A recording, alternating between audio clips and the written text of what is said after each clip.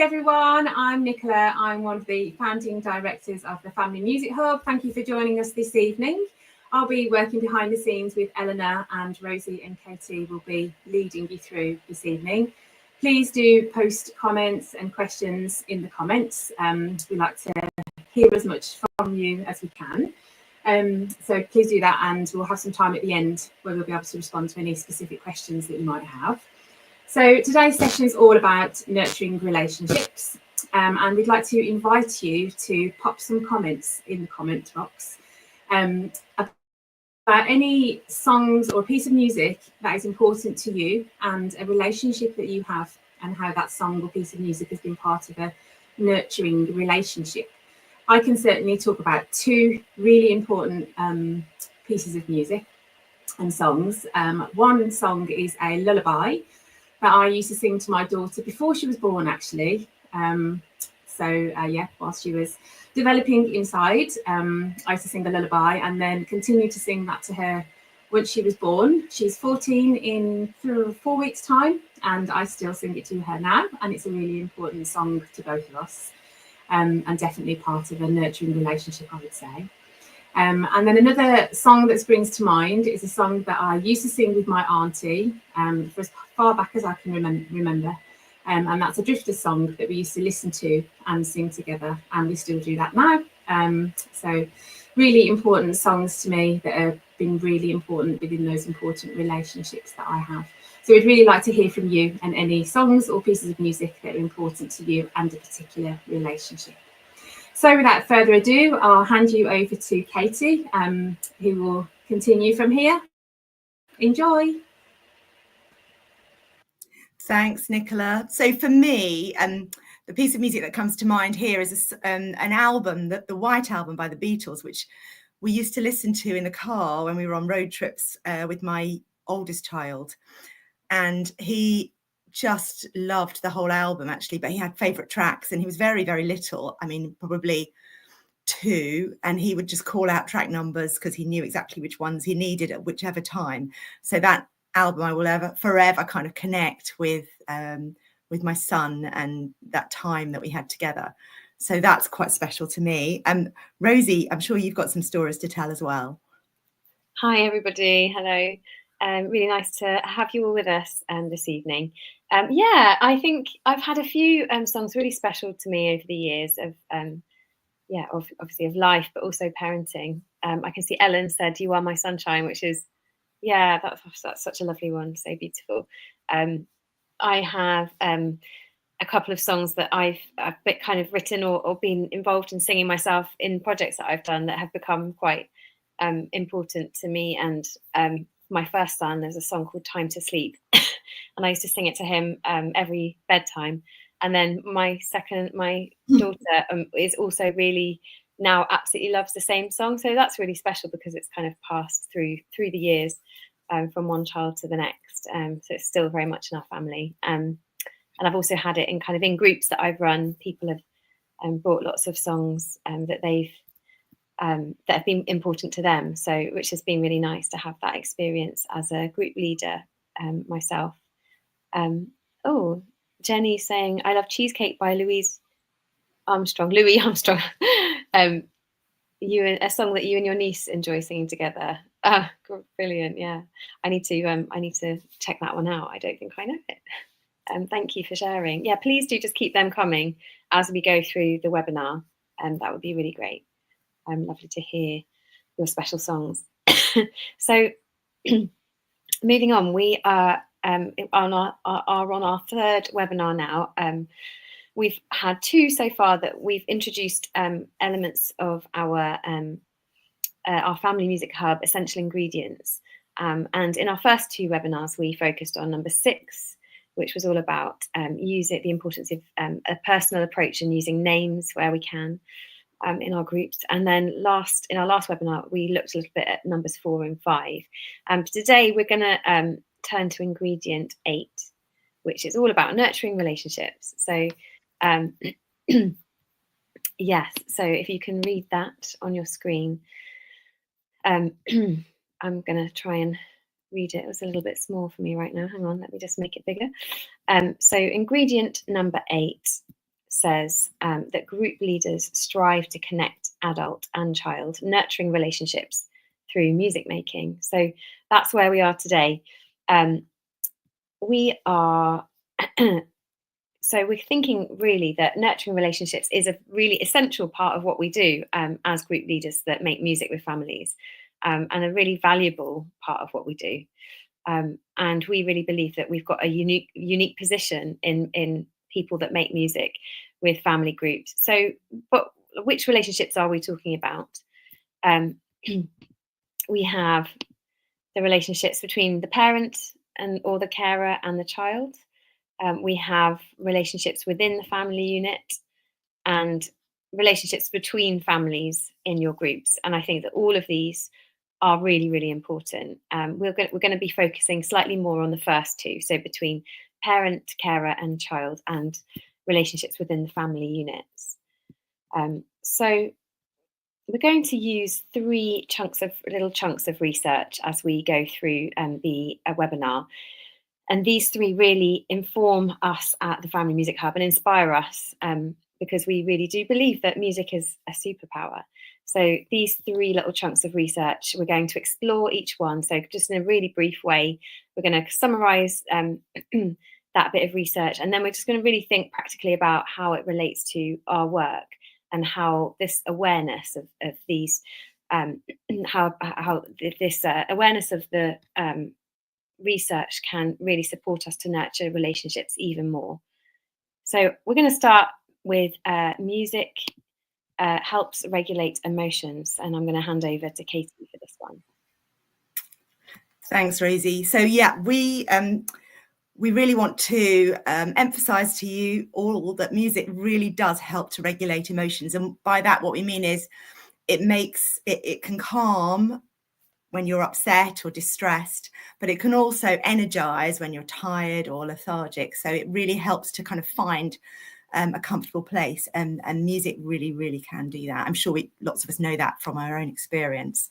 So in 2003, a piece of research was done by Shenfield, Tree Hub and Nakata, which measured the effects of maternal singing on a group of babies. They were healthy babies. They were non-distressed babies. They were 6 months old, and they measured the cortisol, which you can measure through saliva. And they measured it before and after the mother had sung to the baby, and they found, sure enough, that the maternal singing regulated emotions. And it's not a massive leap for us to say, well, if that's happening with a mother singing to those young children, then all caregivers have the power to liven up sleepy, lethargic babies or calm, fussy babies. It's an amazing tool. And actually, I think it's worth saying that families do this instinctively. They don't know they're doing it. So sometimes I ask the families I work with to listen to themselves singing, for example, Twinkle, Twinkle, Little Star, at different times of the day, and just to see what happens, maybe record it and see how it changes. And instinctively, they sing it slower and lower when it's bedtime, or if they need to soothe and calm their child. And they sing it more energetically and a little bit higher if they want to energize their child. And they don't really know they're doing it. They're instinctively doing that. So this study that we're talking about and what we've talked about so far is very much about the children regulating emotions. But anecdotally from the families I work with, I hear that it's true for parents as well. And I think it's probably true for me. I'm sure I was calmed when I sang to my children.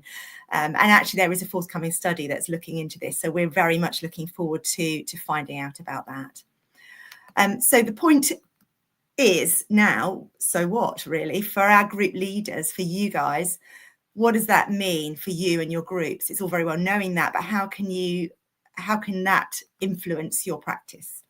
And so we've got a few ideas for you. First of all, when you choose repertoire, think about both the baby or the child and the adult, because music can support all of those people that are in your groups. It's not just the children. Do explore different ways of singing with your families. Try slow and low sometimes, try energetic sometimes, play around with that. Know that your caregivers are actually the experts on their children's mood, and that they are instinctively doing this. Probably they don't realise it, and sort of trust them, and maybe help them to find that, to realise that they've got those superpowers, let's say. And the other thing I think is worth thinking about is backing tracks. A backing track or a sound recording can never change the pitch according to a mood, or change the tempo according to a mood. So when I work with my families, I do use backing tracks sparingly, because I know that I've just by using my voice, I've got a lot more kind of tools on hand to support the families. I'm going to hand over to Rosie now, who's going to share a song. Thank you, Katie. So yeah, we're going to share some songs as we go through as well this evening. So this song I find very, very calming, but it's interesting because it can be used in lots of different ways. So it could be quite a calming song, like kind of a lullaby, but it also can really be quite energizing if you sing it in a different way, or if you stand up and you decide to kind of do some stamps into the middle of the circle, which I've definitely done before as well. So it really can, just like Katie was saying there, the way that you sing the song can really impact how it feels on the day, and kind of really responding to the parents and the children in the room as to how you do it that day. So Senwa Dende is a traditional Ghanaian song, which actually means it's a kind of a call for children to come in to eat. So yes, it's kind of like a come inside sort of cool gathering song. And I'm going to try and sing it. I apologise, I've got a little bit of a lingering cough from a virus that I've had, but I will. I'm going to do my best. Just decided to start tickling. But here we go. So it goes: Senwa de dende senwa, senwa de dende senwa, senwa de dende, senwa de dende, senwa de dende senwa. I'm going to sing it one more time. If you want to join in where you are, that would be lovely. Here we go. Senwa de dende senwa. Same again. Senwa de dende senwa. Senwa de dende, senwa de dende, senwa de dende senwa. So there you go, that's Senwa de Dende. How do you feel about it? Do you feel like it's quite a calming song, or can you imagine it being quite energizing?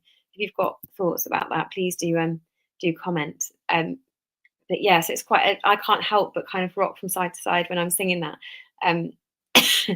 But yeah, you might want to use that in a circle, and I've kind of done a stamp into the middle with babies being held. And so every time you sing Senwa, you're kind of stamping into the middle, which feels really lovely as well. It can also be used as an echo, so in two parts as well. And if you want to check the SoundCloud link at the end of the webinar, you'll see a postcard which you're going to receive by email. And in that, there's a link to all the songs that we're going to share this evening. So you can listen to them again. Thank you, Jenny. Lovely and calming. Wonderful. So that's Senwa de Dende. We are going to now move on to the next little chunk of research, Katie. Thanks, Rosie. Yeah, I use Senwa de Dende in my groups as a lullaby. And as the families get to know the song, and they get used to it, then I invite them to sing just as a canon with me, and it's just stunning for the children to hear that. And I think some of the families go home and then teach it to their partner, and it becomes a family song. Really lovely one to have. So the second bit of research we're going to share with you is about musical communication, let's say. And basically, young children respond brilliantly well to musical communication, but let's just sort of find out and dig a little bit deeper into that. So Trevathan and Malik wrote an article in 2002 exploring something called communicative musicality. And I'm sure some of you know about that, and others probably have never heard of that phrase. I know I hadn't before I started studying early childhood music.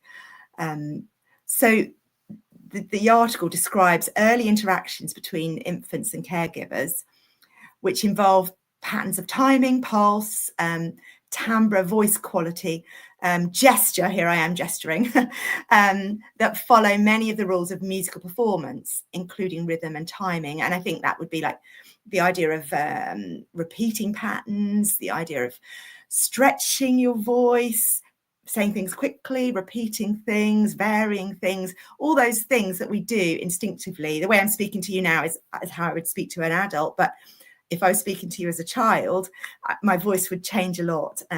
So I might go a little bit higher, and I might stretch my voice out a little bit more. You know what I'm talking about, that kind of speak. It used to be called motherese, but now it's generally referred to as infant directed speech, and all that kind of thing, including how we move and how we look at children and how we move with children. A lot of the things that we do follow the same rules as music follows. So Colwyn Trevathan and Stephen Malloch say that basically all human interaction is musical, and infant directed speech is part of it. And that's sing-song speech, which is instinctively used to communicate with infants. I think the word instinctively is coming up a lot. Families do this instinctively, yeah. And it kind of is an amazing thing for both the adult and the child, this communication. And it kind of helps the adult to be the child's playmate, musical playmate. So again, so what for you guys? What's it going to mean in your practice, knowing all of that? And we've got a few ideas. So using free play moments, that might be before or after the class, it might be during the group, however you do things, to model musical interactions with a child, and to also just to point them out and say, oh, did you realize you just did this?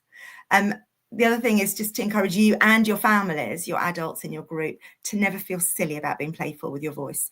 And you can do that by including micro songs and voice play activities in your group to really kind of emphasize the importance of it.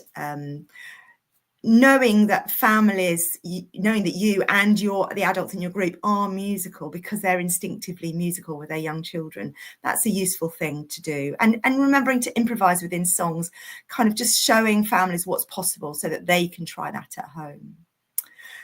We're going to move on to a rhyme now, and this rhyme I wrote it really recently because Nicola, Rosie and I were talking together about, well, how are we going to get our families to understand that they're already musical? Do we just tell them? Is that going to seem a little strange? What could we do? And I thought, well, maybe we need a rhyme about it. And so that I made up this rhyme, and I'll do it a couple of times. It goes like this. So the first line is about speech and how there's music in speech. The second line is about movement, how there's music in our movement. The next one is about sound effects. We all make sound. Well, I do. I make sound effects with my young children. So if I'm doing up their zip, I'll make a sound effect to go with that.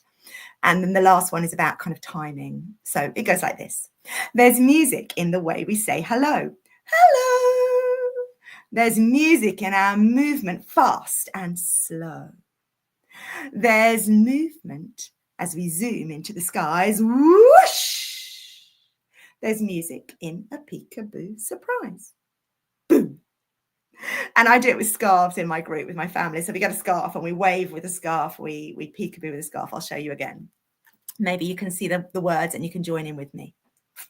There's music in the way we say hello. Hello! There's music in our movement, fast and slow. There's music as we zoom into the skies. Woo! There's music in a peekaboo surprise. Boom! I think you can enjoy that, and you can imagine your families enjoy that, and it sends the right message to them. There's music in everything they do with their young children. We'll move on. It's Rosie's turn to do a song now. So this is Row Row Your Boat, which I'm sure is familiar to everybody. But this is just using it in a really different way, and just as Katie was saying about just the encouraging the silliness, the playfulness in the voice, and just knowing how good that is for nurturing that relationship and modelling that as a group leader. This is just kind of taking the melody of Row Row Your Boat and maybe just playing with it and using it as a babble song. So sometimes I might do this and just say, well, let's just listen out. what sounds are the babies, the toddlers, what are their kind of babble sounds that they're making at the minute, and just using those in the song. So it can really be anything. So just as an example, it might be ba ba ba ba ba ba ba ba ba ba. And you might want to do this with scarves as well, or you might want to just use a big piece of lycra, kind of moving it around, and you might want to just end ba ba ba ba ba, and you might want to do a boo underneath the lycra, just kind of nonsense sounds really, and then you might just maybe kind of gather the sounds up before you start, and just kind of cycle through. This also works really well as a round. Row, row your boat, and really simple because everyone knows the melody so well. So yeah, there's an idea for you. It might be ya ya ya, or da da da usually, or mama, or it might be something like raspberries. It might be that one of the babies has just discovered how to make raspberries. So just have fun with it and play around, and don't feel like every song has to have lots of words in it. So it might be even just be a different familiar song that you want to just babble to before you sing the lyrics, maybe, or just babble. So just an encouragement really to be playful with your voice, and with the sounds you're making, and just really see the impact that it has on the children in the group. So I'm going to move on now to think a little bit about our third little chunk of research for the evening, which is all around postnatal depression. This is an area that I've got some experience in professionally, having run quite a lot of groups that specifically target mothers that have severe or moderate to severe postnatal depression, as well as in a clinical context as well in hospitals. So I'm going to share a little bit about postnatal depression, about what it is, and the context really, and how that impacts what we do in music and in singing. So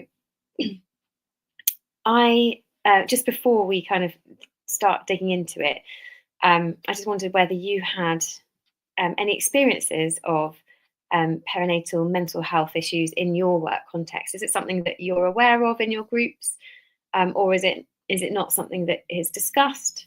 Do you have any referrals into your groups from services, from local services? Yeah, it'd just be really interesting to know. So if you've got anything to add, please do that as I carry on. So yeah, so are we talking about the baby blues, I guess? That's the question. Baby blues might be something that we know about. We kind of know it's an accepted sort of part of early parenthood, and can be caused by lots of things. So potentially new mothers or new parents in your groups are grappling with the fallout of just becoming a parent or becoming a parent again. And you may have, maybe be familiar with these or have experienced them yourself. So relationship pressures or birth trauma, that's such a big one in our groups when we're working with new parents. Just a sudden loss of control, back to work pressures perhaps, or sleep deprivation, a lack of a support network, or financial pressures, or they might be kind of related more directly to previous infertility or child loss. And I think all of these issues are so common, but they aren't actually what we're talking about. They are very important, and they can definitely contribute to postnatal depression. But we're not talking about the baby blues. This is kind of another step, a step ahead. So the perinatal period is during pregnancy and the year after birth. So that's what we're talking about in the perinatal period. And women can be affected by a whole range of mental health problems, anxiety, depression, or even kind of postnatal psychotic disorders. And it's thought that at least 1 in 5 women in the UK will suffer from mental illness or of some kind during the perinatal period. And there's a real failure to diagnose many of these mothers, and there's such a postcode lottery of treatment options. so yeah, so it's a big problem, and I think kind of the last slide can really just make us realise that, you know, lots of these issues, a big percentage of our families will be experiencing, on top of perhaps you know, the additional anxiety or depression. So yeah, so causes could be, it can affect any woman, but some factors might contribute to its development, such as pre-existing mental health conditions, of course, but lots of other adverse life events or childhood trauma that giving birth can really bring to the surface. Socioeconomic factors or previous loss or complications, structural discrimination, lots of things can bring it on. And actually, one of the biggest or the most researched is lack of social support or a support network, which is interesting in the context of what we're talking about. So yeah, so it has a huge impact. It has a massive impact on mum.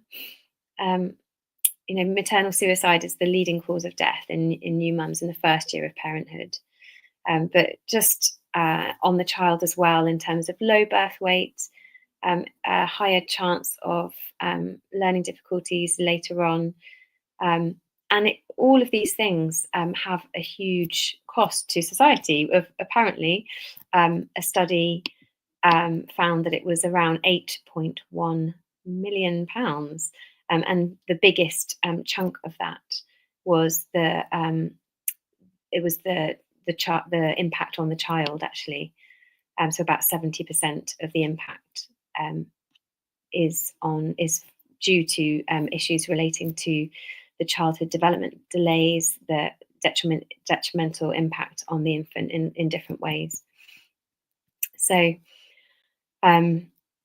we believe that music has a really important role to play, and there's a general kind of acceptance now that active engagement in music is good for you, that it's good for well-being, for your mental health, and there's been a real rise in that kind of social prescribing, and a huge kind of movement in the arts and health sort of networks. So singing is good for you. We kind of know that, but why? It's about music itself. It's uplifting. It's personal. It can inspire you, transport you. Just, you know, it's important for relationship building. But there's also can we go back to the slide? So there's also the social engagement. So kind of it gives you a sense of bonding, connectedness, and a shared experience. But it also introduces you to other people that are going through something similar. And I think there's probably no other time in life that people are coming together to sing together that have more in common than kind of new parenthood. So these groups that you're running are so unique, really.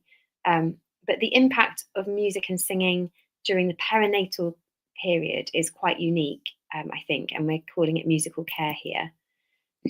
And we'll look at that a little bit more in a minute.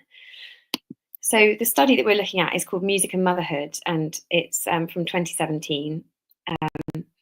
And it was a 10-week community singing program. There was a control group and there was another creative group as well. But essentially, the mothers that were taking part had a range of depression from moderate to severe. And in the 10-week program, the singing group were were taking part in singing activities, so kind of singing together. They were singing songs that were not necessarily the kind of classic nursery rhymes, but songs from around the world, folk songs that they could really build skills singing, kind of being able to sing in a round, singing harmonies. There was a real focus on the mum as well as the baby, probably more tipped in the balance of the mum.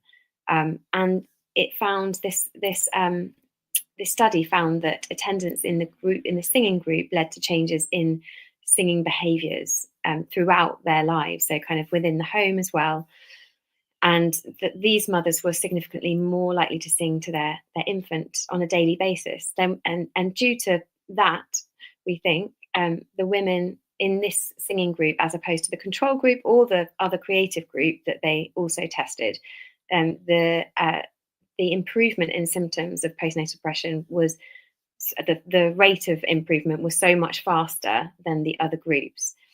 So it did seem to have a very significant impact, this singing intervention, on this group of mothers with postnatal depression.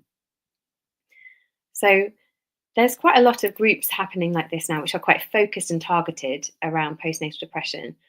And I think the thinking is that if we're focusing, almost more perhaps on the parent, on the mum that might be suffering from anxiety, depression, or an associated disorder, that impact trickling down to the baby is so, it's a full circle moment, really. What's good for the parent must be good for the child and for that relationship.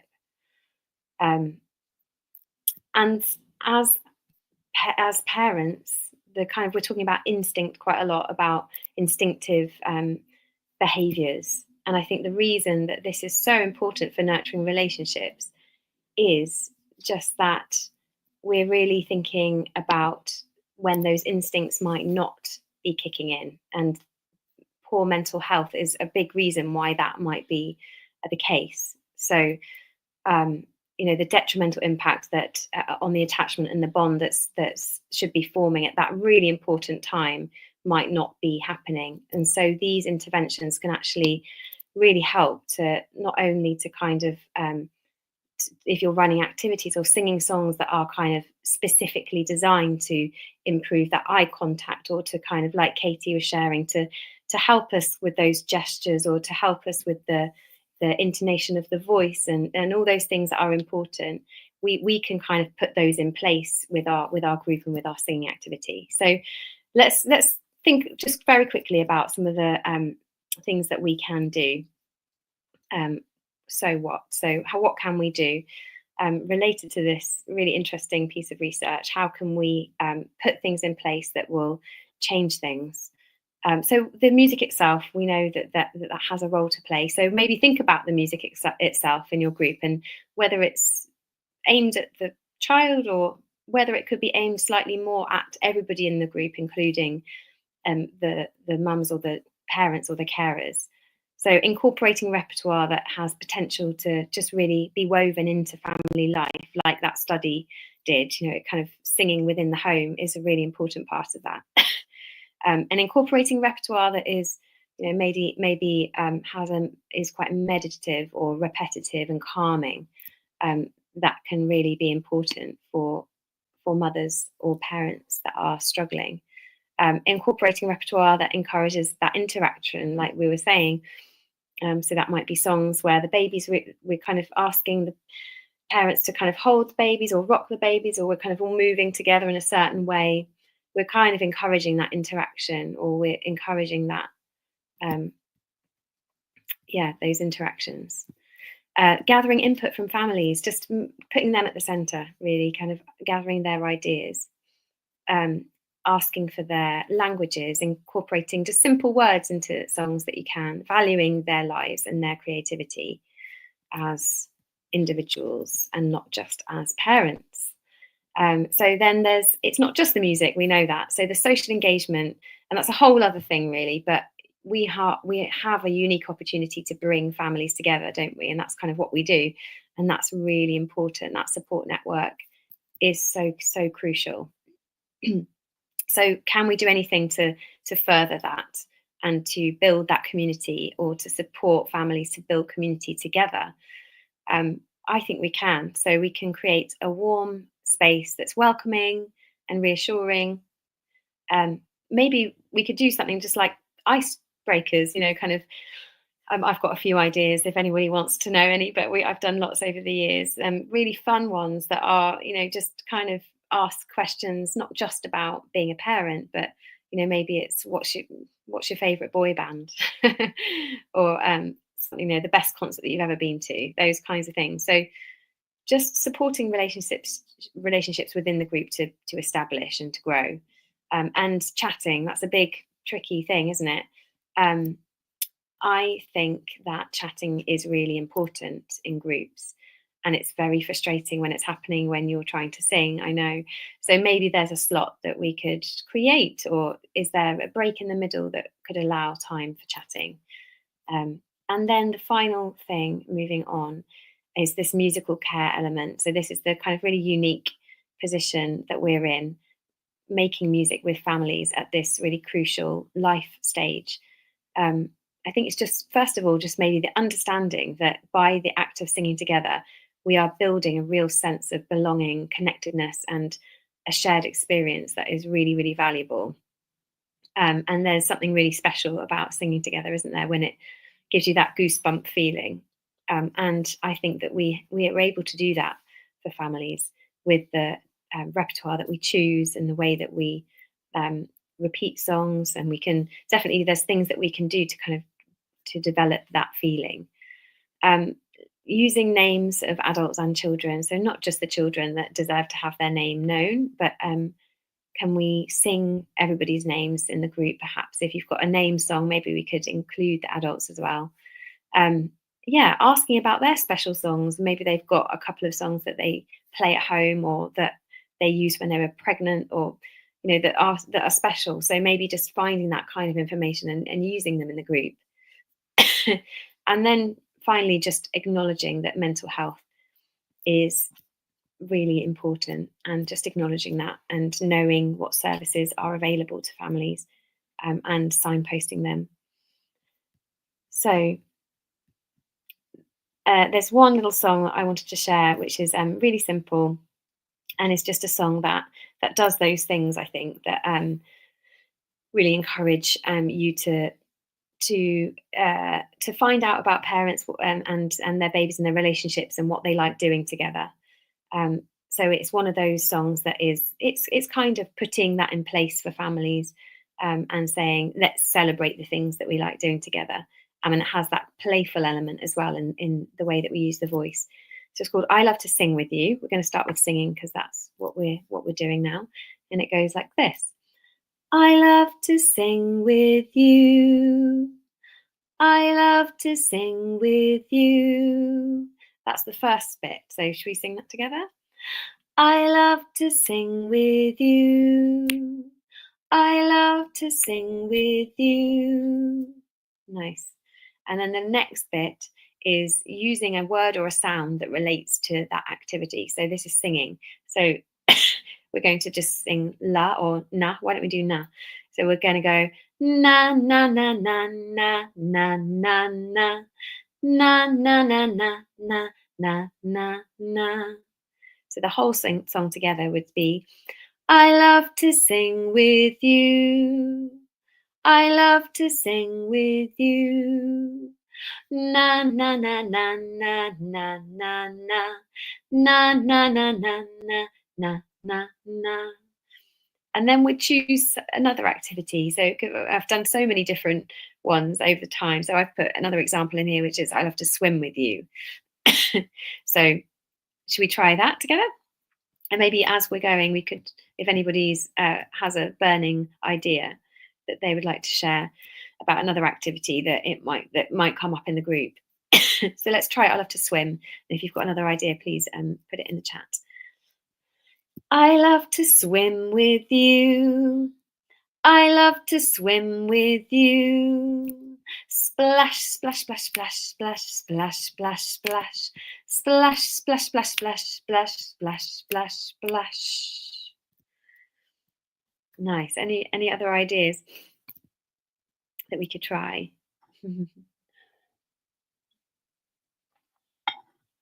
So we've had play a lot before, so or dance, read, snuggle, kiss your cheek. That's quite a fun one. Then we do like a kiss attack at the end.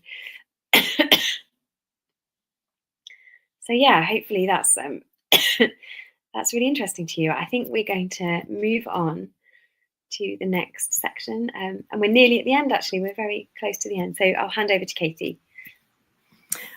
Thank you very much, everybody. So yeah, it would be lovely if we had some comments about experience about your experience of songs and music that's nurtured child relationships. And we've had a message from Nikki, who couldn't who couldn't manage to get into the chat, she's messaged us on Facebook saying that her little boy really loved Zombie by the Cranberries, and really that was their special bedtime song apparently, which she was a little bit, I think she found it a little bit surprising, but I don't. I think all sorts of music makes connections actually. And somebody else told me recently that when they were a child, and I think they're about similar age to me, it was that lovely Hushabye Mountain song from Chitty Chitty Bang Bang that was very special for them. But if you've got any more comments, please just pop them in and we'll make sure we read them out before the end of our webinar this evening. We'll move on to the next slide for now. So as Rosie mentioned earlier, we are going to send you a postcard. So everybody that's signed up for the webinar will get sent this lovely postcard, and it's just a little reminder of what we've talked about today. And there's also a link on there. There's a couple of links to research that we've mentioned, and there's links to the sound recordings and link to our website as well, which we'd really encourage you to go to. And please do think about signing up if you haven't already to our mailing list, because then you'll hear about anything. We've got other things planned. I'm sure you'll be hearing about that very soon. So there's the postcard. Here's a little screenshot of what the playlist SoundCloud will look like when you go there. And Rosie's recorded all these songs for us for this from today. So that's the end of our third webinar. You can, if you didn't manage to catch the first two, you can see them on, they'll be on our YouTube channel for a couple of months or so. So do go and have a look at them there. As I think you'll find there's more songs, but there's also quite a lot more of really useful information that should help you to develop your practice. And if you are part of a local authority or part of a music education hub, part of a bigger organisation, maybe a group of churches that run groups with music, you might be interested in our training programme, which we are developing at the moment with the support of Youth Music. And we're really interested in talking to people that want to work with us. Our programmes are quite bespoke, depending on your particular need. We work with musicians, we work with people who don't think of themselves as musicians. Basically, we work with everybody and anybody who is using music with 0 to 5s and their families. We'd love to hear from you, get in touch. And you can go to our website and find out more about us. You can follow us on our social media, various things. And as I say, please do join our mailing list. And don't forget, we've got a survey going at the moment as well. We'd love it if you filled that out too. I think that just about wraps it all up for today. I'd like to say a huge thank you to everybody for joining us. And thank you to Nicola and Eleanor behind the scenes, who are busy fielding all the comments and supporting us. And thank you to Rosie, and well done, Rosie, your voice. It lasted out fine, so you did well. It's that time of year, isn't it? It's that time of year. Yeah, but thank you, everybody. I've loved it, and we look forward to seeing you again at one of our next events. And thank you for the comments that are still rolling in. That's really, really great. Les Mis, like absolute classic. Amazing to hear that. And thank you, Jenny, for your feedback. That's really helpful for us as well. So thanks for that. Yeah, please do sign up for our mailing list, and we'll be in touch about what's happening next very, very soon. Thank you.